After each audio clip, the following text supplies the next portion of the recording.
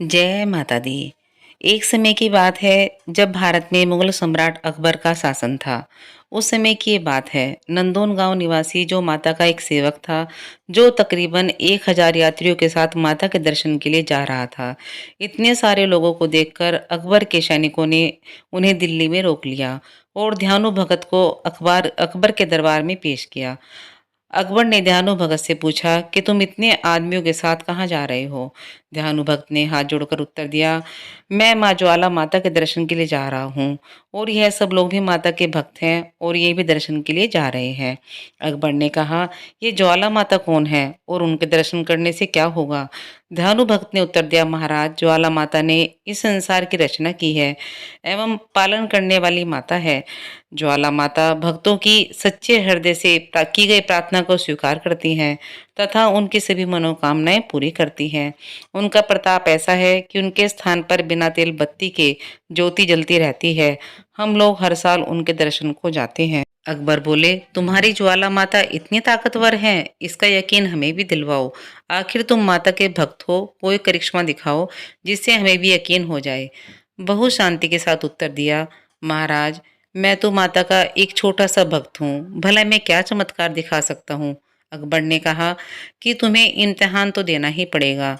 हम तुम्हारे घोड़े की गर्दन अलग कर देते हैं, तुम अपनी देवी से कहकर उसे दोबारा जिंदा करवा दो।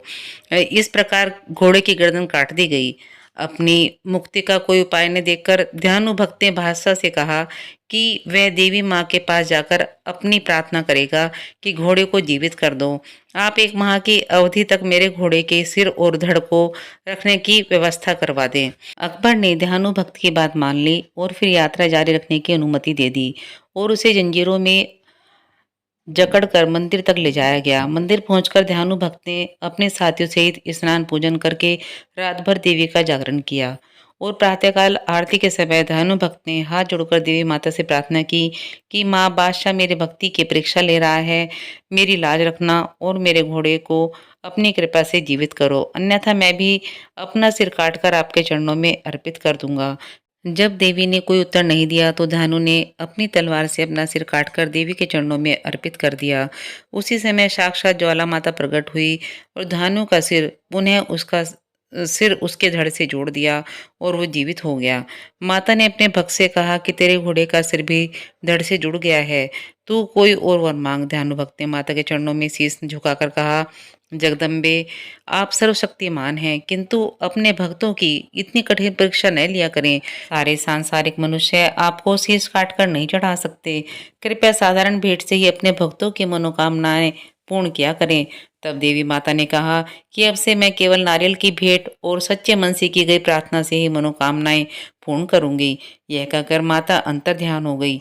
उधर अकबर के सेवकों ने अकबर को बताया कि धानु का घोड़ा अचानक फिर से जीवित हो उठा है, परंतु अकबर को अभी भी उनकी बातों पर विश्वास नहीं हुआ।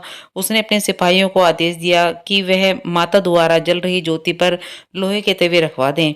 ऐसा ही किया गया, किंतु जब इसके बाद भी अग्नि नहीं बुझी, अग्नि लोहे के तवों से ऊपर आकर जलने लगी, तो अकबर ने पहाड़ों पर से निकल रही झरने के पानी को एक नहर के माध्यम से मंदिर में डलवाया। इसके बाद भी मंदिर की ज्योति नहीं बुझी। ज्योति झरने के पानी के ऊपर आकर जलने लगी। अकबर ने स्वयं मंदिर जाने का निर्णय लिया। वह 1.25 मन सोने का छत्र बनवाकर देवी के लिए ले गया। जब अकबर ने वह छत्र देवी को अर्पित करना चाहा तो वह अकबर के हाथों से गिरकर टूट गया तथा सोने की जगह किसी और धातु का बन गया। ये धातु न तो पीतल था, न लोहा था और न ही चांदी था और न तांबा। यह पता नहीं लगाया जा सका कि छत्र किस वस्तु का है। अकबर समझ गया कि देवी माँ ने उसकी भेंट अस्वीकार कर दी है। इसके बाद वो चुपचाप लौट गया। अकबर द्वारा चढ़ाया गया छत्र माता के दरबार में आज भी पड़ा हुआ है।